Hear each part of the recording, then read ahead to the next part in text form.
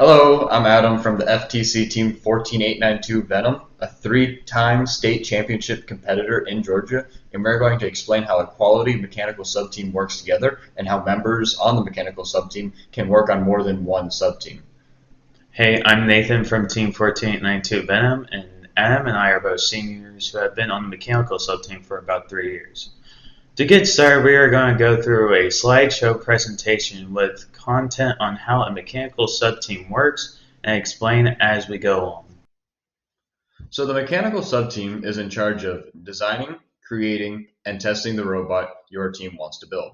In order to have people on the mechanical subteam spend their time the most effectively, we recommend your team has 3 to 4 members that work on the mechanical subteam. However, your team should allow for more members to work on multiple subteams as every member has more than one strength. Working in more than one subteam also allows for members to get more experience in more areas of engineering and robotics, as well as your team getting more input from people with different strengths and backgrounds. For instance, a mechanical member should help the business subteam in documenting what the mechanical subteam is working on. This allows for more accurate documentation and for the business team to be more aware of what the mechanical team is currently working on. The mechanical subteam will end up working with almost all other subteams, such as the business, programming, electrical, and design subteams. You'll work with the business subteam when working on documentation, and you'll work with the programming subteam when discussing what driver handicaps and add-ons you want for each mechanism.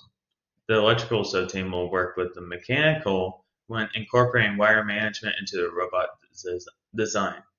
The design subteam will work most closely with mechanical while trying to design the robot in CAD and coming up with solutions to a problem. For the most amount of work to be done in a short amount of time, we suggest that y'all try your best to evenly divide up the work before you start building for the day. We encourage that your mechanical subteam or entire team to have a meeting at every practice and discuss where everything is at in being built, what deadlines are coming up, and who is going to be working on what. Having these meetings will allow for nobody to be bored or not know what he or she should be doing. If somebody also doesn't work well with another member, you would be able to make sure those two members don't have to work on the same part of the robot, and it helps meet the deadlines for the mechanical team had set. So to review, the mechanical team has 3 responsibilities: designing, creating, and testing the mechanisms and robot you all have built. You also should allow for your members to work on multiple subteams and gain multiple different areas of experience. Mechanical members will work with everybody on the entire team, and you all should have a meeting at the beginning of every practice to set deadlines and to hold everyone accountable to those deadlines you all have set. Well, that is all for our intro to mechanical video, and we thank y'all for watching.